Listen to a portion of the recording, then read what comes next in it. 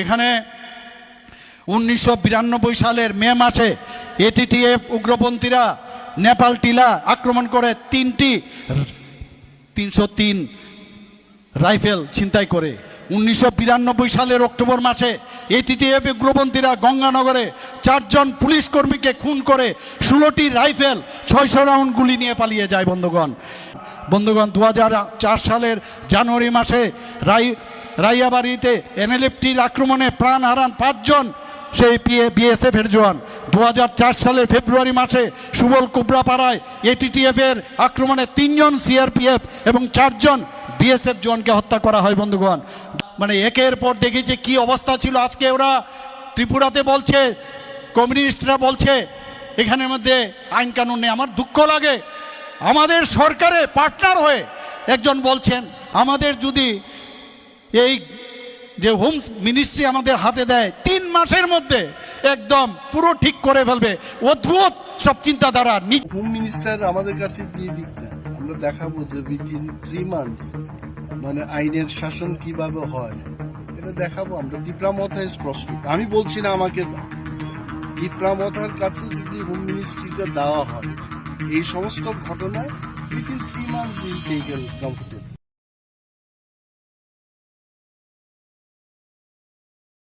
নমস্কার স্যার। নমস্কার।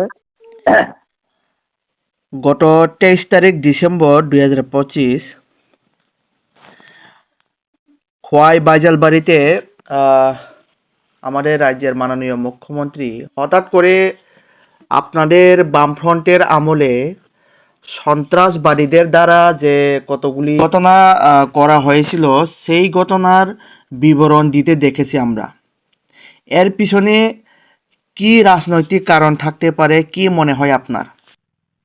না, আপনি যেটা জানতে চেয়েছেন, গত 23শে ডিসেম্বর খোয়াইয়ে বাইজালবাড়ি মাঠে জনজাতির মোর্চা না মহিলা মোর্চাদের একটা সভা নাকি হয়েছে। সেই সভায় মাননীয় মুখ্যমন্ত্রী যেটা বললেন যে কমিউনিস্টের শাসনে বিশেষ করে আজকে যারা বিভিন্ন আইন শৃঙ্খলার কথা বলছেন বা স্বরাষ্ট্র দপ্তরের ব্যর্থতার কথা বলছেন, অর্থাৎ শাসক শরিক দলের নেতাদের উদ্দেশ্য করে, এমএলএদের উদ্দেশ্য করে যে কথাটা বলেছেন, এটা আসলে আমি তো মনে করি ত্রিপুরামথা বিশেষ করে নাম করেই বলতে চাইছি, অনিমেষ দেববর্মা ওনারই শরিক দলের মন্ত্রী ছিলেন। তিনি কিছুদিন আগে বলছিলেন আমাদের রাজ্যে আইন শৃঙ্খলা সাংঘাতিকভাবে অবনতি ঘটেছে, স্বরাষ্ট্রমন্ত্রী সম্পূর্ণ ব্যর্থ। যদি ওনাদেরকে যদি স্বরাষ্ট্র দপ্তরে দেওয়া হয় তাহলে 3 মাসের মধ্যে আইন শৃঙ্খলা স্বাভাবিক করে তিনি সুশাসন ফেরাবেন। এবং এর সাথে সাথে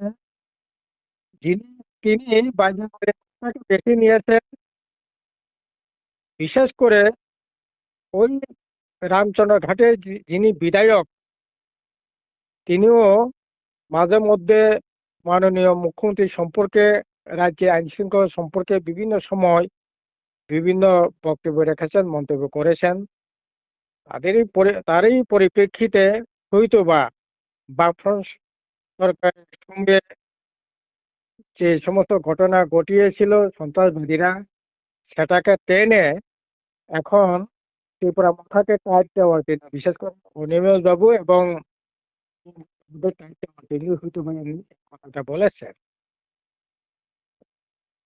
তিনি যেটা বলেছেন যে বামফ্রন্টের আমলে নাকি শত শত মানুষের খুন হয়েছে, নিরহ মানুষ, তার মধ্যে আরক্ষা দপ্তরের কর্মীরা যেমন আছেন, বিভিন্ন আছেন, সাধারণ মানুষ আছেন।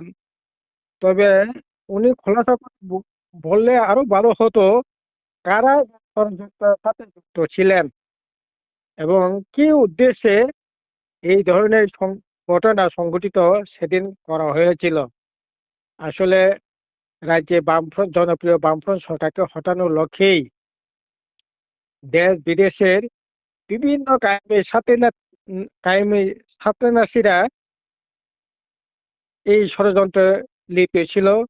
শুধু আমাদের রাজ্যের মধ্যে তা সীমাবদ্ধ ছিল না, দিল্লি থেকে আরম্ভ করে, শিলং থেকে আরম্ভ করে, গুয়াহাটি থেকে আরম্ভ করে সুদূর আমেরিকা ওয়াশিংটন ইউনিভার্সিটিতে বসে গবেষণা করে আপনার ব্রহ্মপুত্র অপারেশন প্রজেক্ট সেদিন রচিত হয়েছিল। তারই নিরীক্ষে গোটা উত্তর পূর্বাঞ্চলের সাথে সাথে ত্রিপুরা রাজ্যেও এই খুন সন্ত্রাসের অবস্থা আমরা দেখতে পাই, এবং তার জন্য সবচেয়ে বেশি ক্ষতিগ্রস্ত হয়েছে বামফ্রন্ট সরকার এবং তার কর্মী, বিশেষ করে জিএমপি এবং সিপিআইএম এর নেতা কর্মীরা। এই সন্ত্রাসবাদীদের হাতে কালিদাস দেববর্মা থেকে আরম্ভ করে বিধায়ক ছিলেন শচীন্দ্র দেববর্মা এমডিসি, এবং আনন্দ মোহন বর্ধন বিধায়ক, মন্ত্রী বিমল সিনহা এবং কত প্রধান, তৎকালীন প্রধান ছিলেন, ব্লকের চেয়ারম্যান ছিলেন আপনার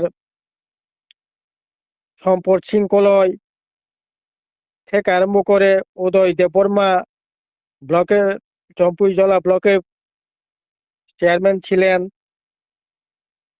এবং নির্পূর্ণ কলই, ভীম দেববর্মা, সুরমণি কলই, প্রায় বলা যেতে পারে 1100-1200 কর্মী সেদিন শহীদে বরণ করতে হয়েছিল। আপনাদের সকলেরই হয়তো বা মনে থাকতে পারে 2000 সাল এডিসি নির্বাচন, এই নির্বাচনে সমস্ত সন্ত্রাসবদ্ধভাবে সমস্ত কায়েমি ছাত্রনাসী ব্রিগেডিয়ার বিকে পানোয়ার পর্যন্ত সেদিন কি করে ষড়যন্ত্র করে সন্ত্রাসীদের মদত দিয়ে আপনার স্বশাসিত জেলা পরিষদকে সেখানে মানুষের গণতান্ত্রিক অধিকার 28টা নির্বাচন ক্ষেত্রের মধ্যে 18টা নির্বাচন ক্ষেত্রে বামফ্রন্টের প্রার্থী, সিপিআইএম এর প্রার্থী, তাদের 80 বছর বৃদ্ধ বাবা মান্দাই পুলিনপুরের ধনঞ্জয় দেববর্মা আমাদের প্রার্থী ছিলেন। ওনার 80 বছরের বৃদ্ধ বাবাকে পর্যন্ত কিডন্যাপ করে নিয়ে যায়।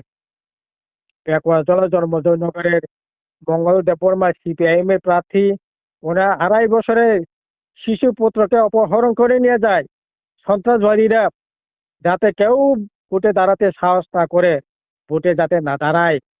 একইভাবে ঢাকার জেলার ললিত দেববর্মা আমাদের প্রার্থী ছিলেন, ওনার মেয়ে এবং মেয়ের জামাইকে পর্যন্ত সেদিন বাদ দেয় নেই। 18 জন প্রার্থীর পরিজন, মা বাবা থেকে আরম্ভ করে 2000 সালে এডিসিতে জোর জবরদস্ত করে আইপিএফটি সেদিন ক্ষমতায় বসে। এইরকম ছিল ষড়যন্ত্র। রাস্তাঘাট করতে দেয় নাই, উন্নয়ন বিশেষ করে আদিবাসী এলাকায়, ত্রিপুরাসা এলাকায় উন্নয়নের কাজ নিয়ে যেতে দেওয়া হয়নি। করবো ব্লক করতে গিয়ে এক্সিকিউটিভ ইঞ্জিনিয়ার কৃষ্ণা ভলে কিল্লা ব্লক করতে গিয়ে আদিকে কৃষ্ণা হয়ে গেলেন, কোনো জায়গায় ডাক্তার কৃষ্ণা হয়ে গেলেন। যে বাড়িতে দাঁড়িয়ে মুখ্যমন্ত্রী যে কথাটা বলছিলেন, সেখানেও ওই বাজার বাড়ি হসপিটালের নার্স প্রজাপতি দেববর্মা, ডাক্তার, তাদেরকে কিডন্যাপ করে নিয়ে যায়। ব্রিজ করতে গিয়ে মান্দাই আসি করে ব্রিজের মধ্যেই তিনজনকে সেখানে খুন করা হয়। এইরকম ভাবে উন্নয়নকে ব্যাহত করবার লক্ষ্যে, সেখানে উন্নয়নকে আটকাবার লক্ষ্যে সেখানে খুন করা হয় শিক্ষক থেকে আরম্ভ করে বিভিন্ন সমাজের বিভিন্ন অংশের মানুষদের উপর সেই আক্রমণ সংগঠিত করা হয়। হাজার হাজার লক্ষ লক্ষ টাকা জোর জবরদস্তি করে আদায় করে নেওয়ার চেষ্টা হয় এবং এটা মূলত বামফ্রন্ট সরকারকে হটানোর লক্ষ্যেই সেদিন সেই ষড়যন্ত্র হয়েছিল। এবং আজকে মুখ্যমন্ত্রী এ কথাটা উল্লেখ করলে খুব ভালো হতো, এটা না করে। এবং ইদানিংকালে যাদের উদ্দেশ্য করে যে কথাটা উনি বলছেন, তারা তো ওনার সাথেই আছে এখন। ওনার দলে কেউ কেউ আছেন, ওনার দলে এখন তারা আছেন। এবং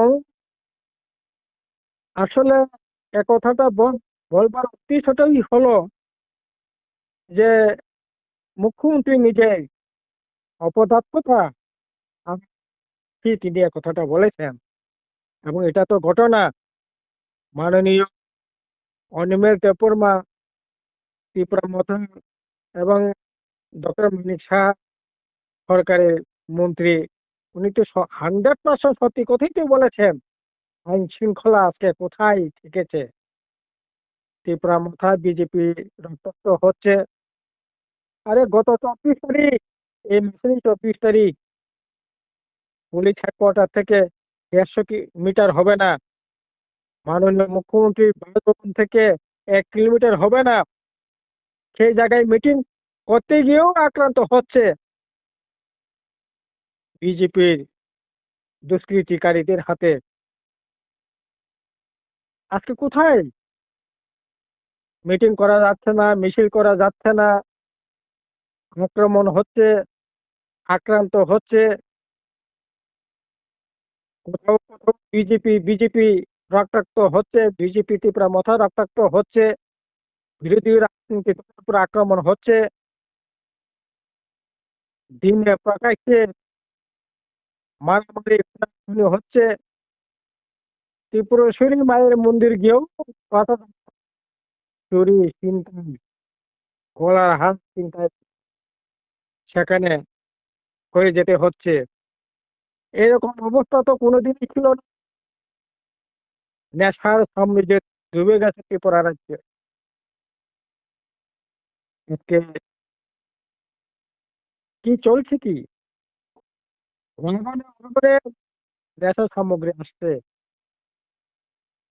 সেখানে নেশা, লুটতরাজ, খুন, রাহাজানি, ছিনতাই, ধর্ষণ, 14 মাসের শিশু থেকে আরম্ভ করে 72 বছরের মহিলা, কেউই তো রেহাই পাচ্ছে না। বিচার হচ্ছে, কারণ কোনো শাস্তি মিলেছে আছে? এইরকম করে আইন শৃঙ্খলা একেবারে সেখানে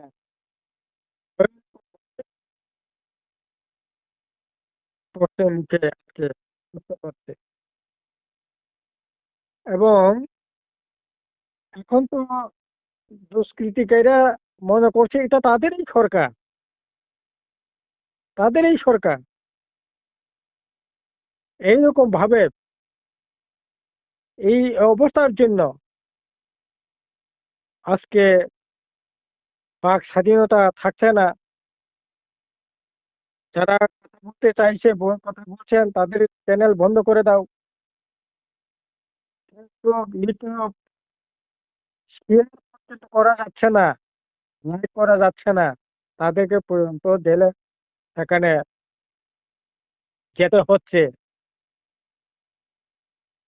পত্রিকায় প্রকাশ্য বিলি বন্টন করা যাচ্ছে না, লেখা যাচ্ছে না। এই তো অবস্থা। কাজে এই অবস্থা থেকে যখন উত্তরণে কোনো রাস্তা দেখছে না, মানুষ যখন কথা বলছেন, তখনই যারা কথা বলছেন তাদের উপর এই ধরনের বিষাদকার, এই ধরনের কথা বলে নিজেদের অপদার্থতাকে আড়াল করবার চেষ্টা জন্যই এই ধরনের কথাবার্তা বলা। এবং এই ষড়যন্ত্র তো কোথায় থেকে হয়েছে, কিভাবে হয়েছে, এগুলি যদি খোলাসা করে বলতেন খুবই ভালো হতো। এবং উনি যেটা বলেছেন আসলে আমি তো মনে করি প্রত্যেক দলীয় এমএলএ মন্ত্রী তাদের সেখানে জনসম্মুখে হেয় করবার জন্যই এগুলি বলা। আর যারা স্বাভাবিক জীবনে ফিরেছে তারা ভুল চিন্তা ভাবনা করে ভুল রাস্তা ওরা বুঝতে পারে স্বাভাবিক জীবনে ফিরে এসছে। কয়েক দশক আগের ঘটনাগুলো এখন খুঁচিয়ে খুঁচিয়ে তুলে যারা স্বাভাবিক জীবনে ফিরে এসেছে, কেউ কেউ বিধায়ক হয়েছেন, আপনার দলে আছেন, সমাজের মেন স্ট্রিমের সাথে যুক্ত হয়ে ওনারা সমাজে বিভিন্ন কাজের সাথে যুক্ত আছেন। তাদেরকে সেখানে একেবারে এই সমস্ত ঘটনাগুলোকে গুছিয়ে তুলে এনে জনসমুখে তাদেরকে বিচ্ছিন্ন করার যে প্রচেষ্টা, এটা না করে আমি বলবো মাননীয় মুখ্যমন্ত্রী রাজধর্ম পালন করুক, আইন শৃঙ্খলা ফেরাবার জন্য উদ্যোগ গ্রহণ করুক। এটা না করে নিজেদের অপকর্ম, নিজেদের অপদার্থতা এগুলি মানুষের আপনার গায়ে সেখানে মানুষের উপর সাধারণ যারা কথা বলছেন তাদের উপর দোষ চাপিয়ে নিতে নিজেদের পিঠ চাপিয়ে বাঁচবার চেষ্টা না করেই ভালো।